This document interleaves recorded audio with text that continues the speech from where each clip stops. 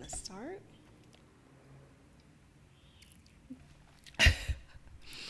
Welcome to the Picky Girl Travels podcast, the show for Black women who want more out of life and to live it as they see fit. The message here is all about defying convention, embracing adventure, and regretting absolutely nothing. I'm your host, Adelia Borshade of PickyGirlTravelsTheWorld.com. Welcome back, y'all. It's been a minute. I really had no clue how long it had been. I had taken a trip back to the US that was unplanned, and that kind of threw everything out of whack. And then before I knew it, I looked up and was like, oh my gosh, I can't believe it's been that long since I've done an episode of the podcast. So I'm sorry, I'm back. Please forgive me. You will notice this episode's a little different. We have video. I am all in on YouTube now. So from this point going forward, episodes of the podcast will be audio and video. Videos are all going to be posted on my YouTube channel, Picky Girl Travels the World. And the audio versions will still be on Spotify, Google Podcasts, Apple Podcasts, all of those places. So you can catch the podcast wherever you want to that fits, whether you want audio or you want audio and video. But enough of all that. Let's get into today's episode. I don't know who needs to hear this, but self-care is not selfish. It's okay to have boundaries, and no is a complete sentence. I almost feel like that should be our mantra. What do you call those things that you say when you get up at the affirmations? I don't know if this qualifies as an affirmation or a mantra or what the difference is, but I feel like that's what this needs to be for us. If you've spent any time on the internet or watching any kind of media, actually, we get this term self-care thrown around quite a bit. And I think it's been thrown around so much so that maybe the true meaning has kind of fallen by the wayside. Because you see memes about self-care and all that kind of stuff online, and folks will have you thinking that self-care is a mani-pedi or a glass of wine at the end of a long day. Not that there's anything wrong with a glass of wine. But in reality, self-care is regular and intentional process of devoting oneself to protecting and sustaining mental health. Now let's think about that again. I'm going to read it for you again, because I think if we explore what self-care really is, you see how powerful it can be. Self-care is a regular, intentional process of devoting oneself to protecting and sustaining mental health.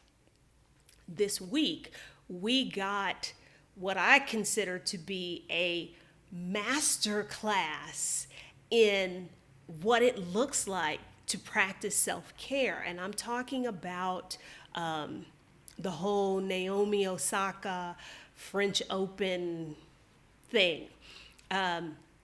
If you are unfamiliar with this story, Naomi Osaka is, I believe, ranked number 2 in the world, and apparently has been suffering from depression and I believe anxiety for the last few years. And she decided to have a boundary about doing press as part of competing in the French Open, because she didn't like the way she felt that a lot of what happens when they do press was detrimental to her mental health. So she established a boundary. She opted out of the press engagements.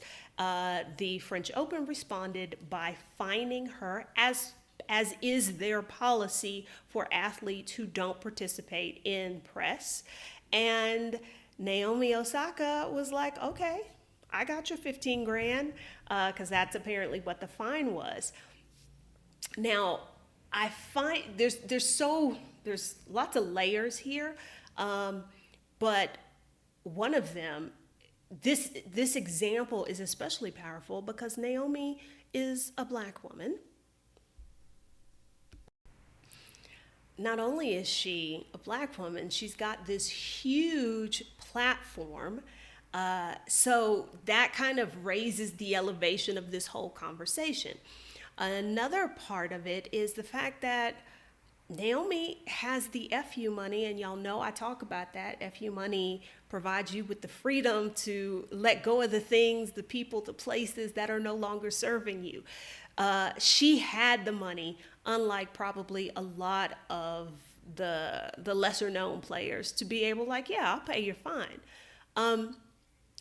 So there's that element of it, but also what I think is particularly interesting is the reaction. It's like we got a master class in this is how you advocate for yourself, this is how you put yourself first, this is how you do self-care. But on the other side of that, we got a lesson, a reminder about what happens when a woman puts herself first. Everybody is not happy about that. This event was not met unanimously with praise and understanding, but a lot of people got big mad that she put herself first. And this is what happens to those of us regular folks. This is what can happen when we try to exercise self-care and put ourselves first. People get upset that we've drawn the boundary. We get called names, we get called selfish and all of that for looking out for our own mental health. And then our struggles, what we're going through gets made light of. That's what happened with her. The reaction of the French Open folks was practically textbook. They slapped her with the fine thinking, we got her. She ain't gonna wanna pay this money. And because she got FU money, she was like, here go your 15 bands. I don't care about that. And then the reaction was to attack her and to make light of her situation. I don't know the guy's name that has been speaking for the French Open, but he has a deleted tweet where basically he made light of her mental situation. So, folks lash out, you trying to do right by yourself, and what do other people do? They lash out at you. So we see that here. And then they try to penalize you. They try to put so much pressure on you that you give in to them. And really, it's about them benefiting from your labor. Your mental health be damned. I think we've all experienced that, but we saw it right here with Naomi, where they put the fine on her. Now, those fines have been on the books. They didn't cook them up specifically for her, because I personally believe if they had, they would have been higher. But most tennis players are not where she is in the world. They don't have that kind of money. So $15,000 would make them pause before doing something like this. And really, when you boil down to the bottom of this issue, it's about the French Open wanting to continue to benefit from her labor. Think about what a big draw she is in television, ticket sales, if she's going to participate, right? Now, I don't think they anticipated that in response to them kind of lashing out at her online, she just withdrew completely from the French Open. They could have had her in the French Open. They could have had her still being there, drawing in a television audience, drawing in people to the live event, and yeah, you wouldn't have had her participating in press, but she still would have participated in the event. And that's supposedly what we all want. But Naomi got her FU money so much to the point that she was like, you know what? I'm just going to withdraw completely because I don't want to be a distraction. So now the French Open not only lost out on whatever they get from her participating in press, but they also lost out on her being there as a draw, all because, I'm pretty much convinced of this, all because they were trying to put her in her place.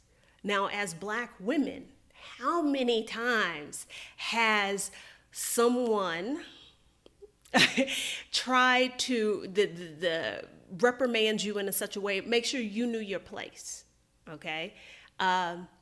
So that's why I say this whole thing this week has been a master class in how to advocate for your self-care, as well as this is what happens when we as Black women do that, okay? Despite the impact on her mental health, they wanted her to show up and they were gonna make it hard for us. But I'm here today to remind you, self-care is not selfish. It's okay to have boundaries. No is a complete sentence.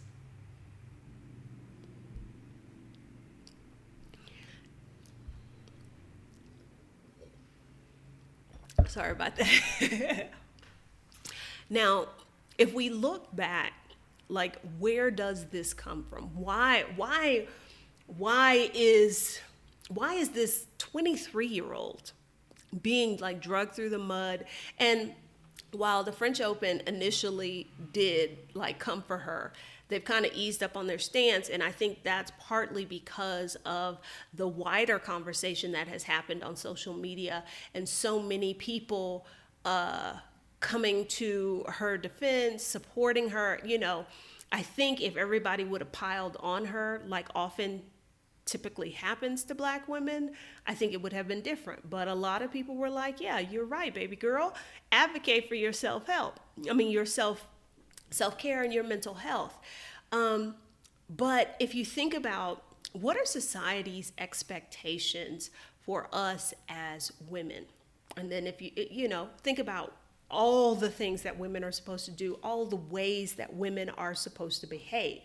Now, let's add to that how society sees and the expectations society has for us Black women. Okay? We women, Black women especially, we're supposed to be available for everybody all the time to help them with everything. It's never supposed to be about us. It's always supposed to be about us doing and giving for everybody else, okay? One of the criticisms I see a lot when women advocate for themselves, when women set boundaries, when women do the things that are necessary to protect their mental health, it's like, but we're going to look bad. Like, what's it going to look like if you're not here participating in this meeting, this event, whatever the thing is?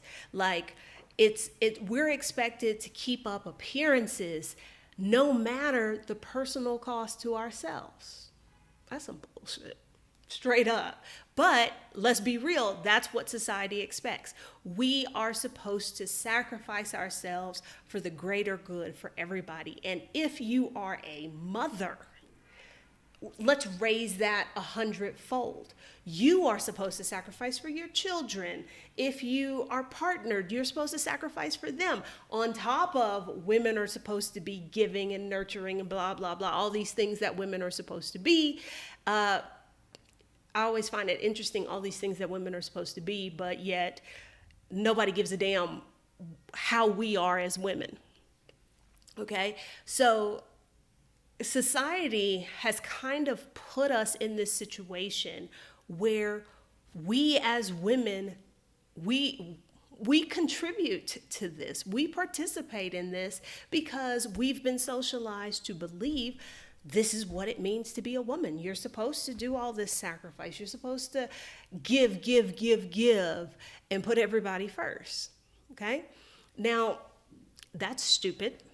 That's me being polite and not wanting to get demonetized on YouTube. So I'm saying that's stupid, but y'all know I got stronger words than that.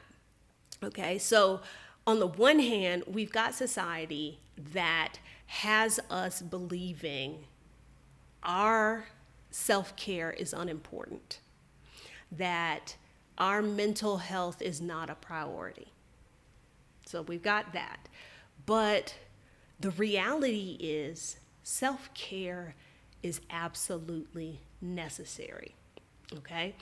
If you want to give to all these people, what is it the saying? You can't pour from an empty cup. You literally cannot pour from an empty cup. And when you ignore your self-care, that's exactly what you're doing. You're making yourself into an empty cup. So if you want to give and give and give, you physically cannot do that. Think about when you take a flight and they're giving the instructions, the safety instructions, they talk about what happens in case there is a loss of pressure in the cabin and oxygen masks fall from the ceiling, that if you are traveling with someone else, make sure you secure your own mask first before helping other people. That right there is very, very powerful.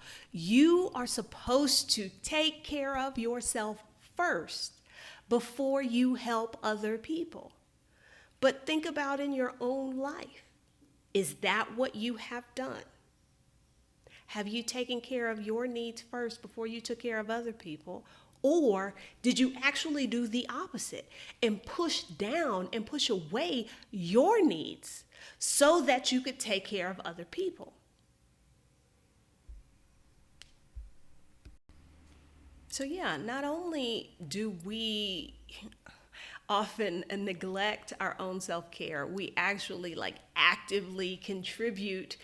We're like an accomplice to this crap that society does to us. And we can't help it because that's what we were conditioned to do. But we're here today to talk about getting out of that, and we're taking Naomi Osaka as our example.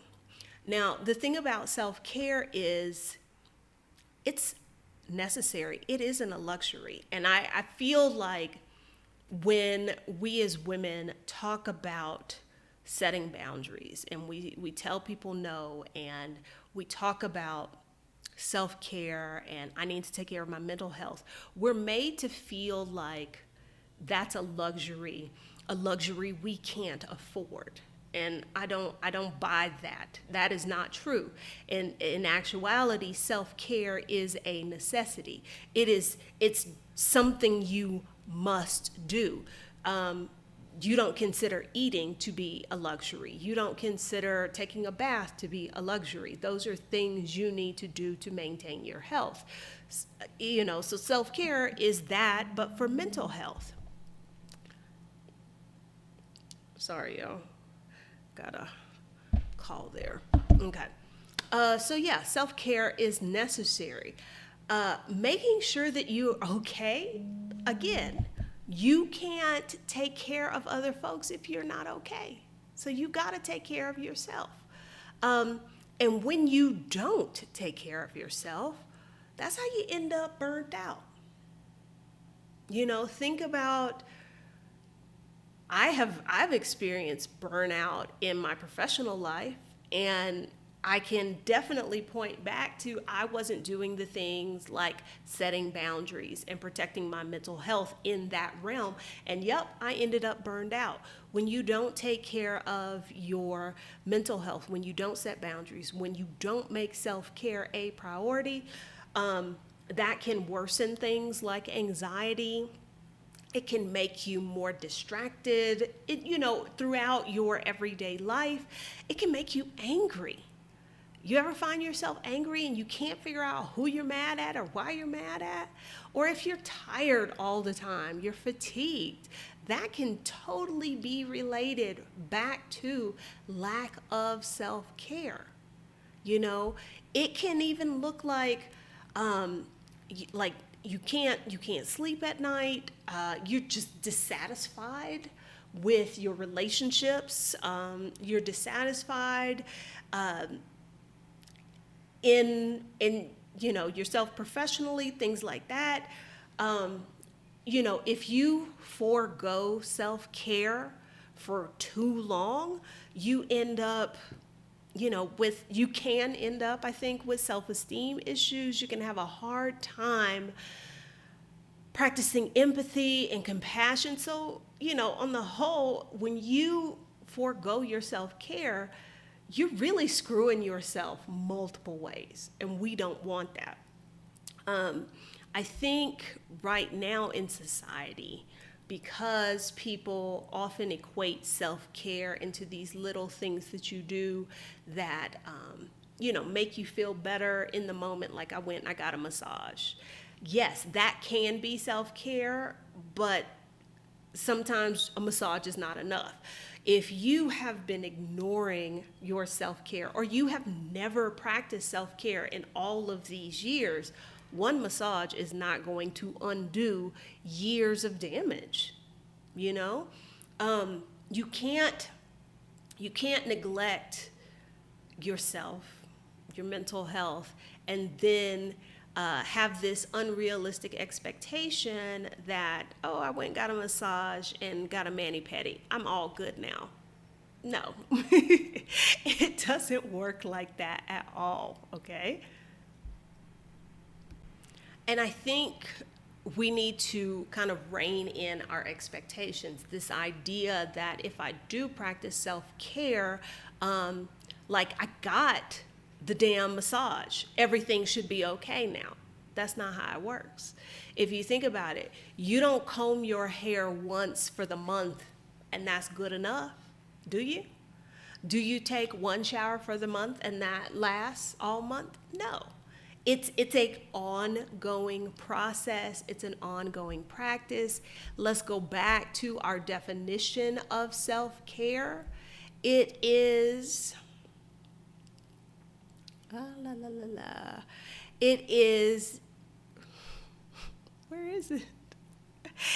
It is a regular, intentional process. That means we're doing it over and over. It's ongoing. It's a regular, intentional process of devoting oneself to protecting and sustaining mental health. So this idea that I can do this one thing, this one time, and that is enough self-care to protect and maintain my mental health and help me get rid of the burnout, the anxiety, so on and so forth. No. I wish that were true, but no, it doesn't work that way at all. Unfortunately, there is no magic pill. There is no single form of self-care that will have everlasting, long-term effects. It's got to be ongoing, okay? And think about it. A lot of us, the idea of doing and practicing self-care, trying to protect our mental health, this is rather new. So we've got all of this life that we've lived where we haven't done those, okay? We've been neglecting our self-care. It's gonna take some time before we start to notice a difference in our symptoms, in the anxiety, in, depression, in the whatever, okay? So we have to be kind to ourselves and make our expectations realistic and not expect more than what is possible. Something else we need to remember is that self-care for me could quite possibly look different than self-care for you. And self-care for me today may look different than self-care 6 months from now, okay? Self-care is very subjective. It looks different. It varies from one person to the other. Some forms of self-care are beneficial to everybody. Things like getting enough sleep, making sure that you stay hydrated. But how much of that, the quantity versus the quality, the different things, that's all going to vary. So we need to be very careful that we aren't caught up in comparing, well, such and such over here, she's doing great, and she's functioning, and from what you can see, she's not practicing X, Y, and Z form of self-care. Why can't I get my shit together and I'm doing the same thing? We cannot compare ourselves. This is something where we cannot compare ourselves because it is so different and so individualized for every person.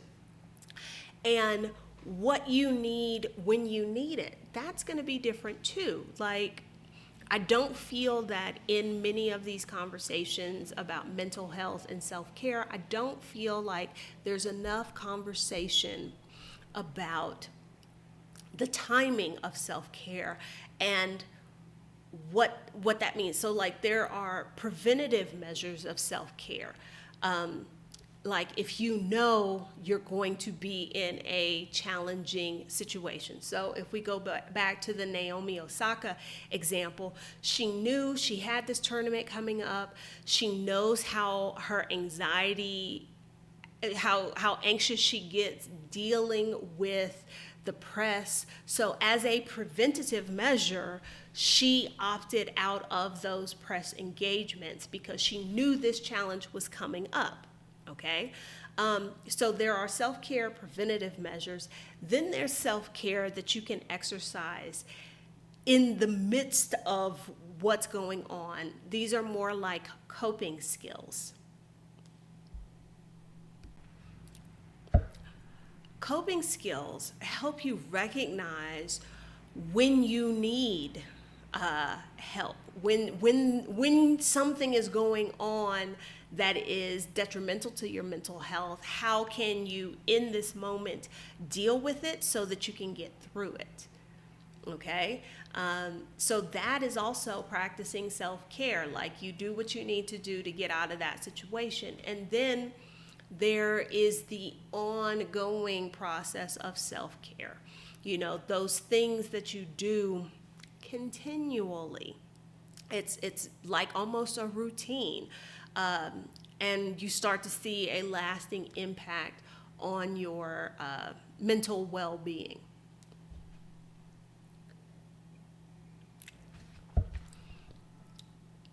Something else that we need to keep in mind is that our if we're trying to work on preserving our mental health, improving our mental health, protecting our mental health by practicing self-care, it's really about a relationship with ourselves. Now, we've talked about how society has conditioned us to put other people's needs ahead of ours. I think that also means that we put other interpersonal relationships with other people ahead of our relationship with ourselves. Okay, so one thing that might help is to think about self-care in terms of an interpersonal relationship, that is your relationship with yourself. If this was a romantic relationship, okay, you were involved with someone romantically, and the intention was to show care to that person, and they took you to a nice dinner every week. That's considerate, but is that enough to build a healthy relationship? So if we think about our relationship with self-care, about like, if you think about you're in a meaningful relationship with yourself, how are you going to show yourself that you care? that you love yourself, that your well-being matters to you? What are the things you would do? Would it be once and done? Would it be like, hey, I did this thing for you, this nice thing for you 2 months ago, you should be grateful? No. We don't want to be on the receiving end of that, and so we should not be giving ourselves that either. Okay? If you think about it in those terms, if you think about your relationship with yourself like you would a romantic relationship, and if in that romantic relationship it was very surface level and it was just like, oh, like I took you out to dinner once every week, when you think about it in those terms, what is that relationship missing? Like, just taking me out to dinner every week is not enough to build and sustain a long-term, successful relationship that's happy and healthy and growing. What are those things that are missing? Okay, if you think about those things that are missing, those things that come to mind, that gives you some idea of the kinds of effort we need to be putting into our own self-care, our own romantic relationship with ourselves, because self-care is very closely related to self-love. They really are, okay? So, self-care is important because it's you honoring your wellness. And how you do that. You do that with kindness, respect, compassion. We're so used to doing those things for other people. But how are you being kind to yourself? How are you showing yourself respect? How are you being compassionate to yourself? So once more, I'm reminding you, self-care is not selfish. It's okay to have boundaries. And no is a complete sentence.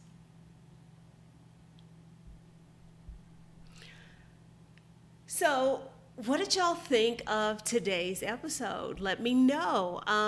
If you're watching this on YouTube, you can let me know what you think in the comments. If you are listening to this on one of the various podcatchers, in the description, there is a link where you can leave me a voicemail through Anchor, which hosts the podcast, or you can send me a DM on social media. I'm on Twitter, Picky Girl Travels. There's no I in girl. I'm on Facebook and IG at Picky Girl Travels. Yes, there is an I in girl. If there is a topic that you would like me to dig into here on the podcast, let me know. Any of those ways I just mentioned, you can reach out and let me know what kind of content y'all want. As always, thank you for your continued support. If you haven't done so already, subscribe.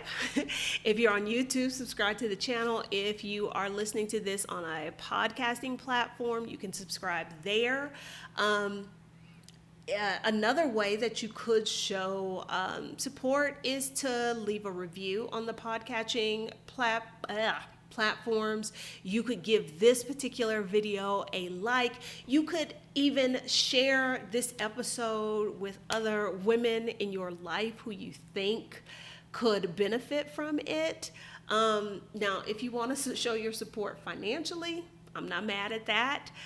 There is a link in the description where you can become I forget the word. You can become a patron on Anchor, or you can use the link here on YouTube to buy me a hot chocolate. Any of that is appreciated. Until next time, I'll see y'all.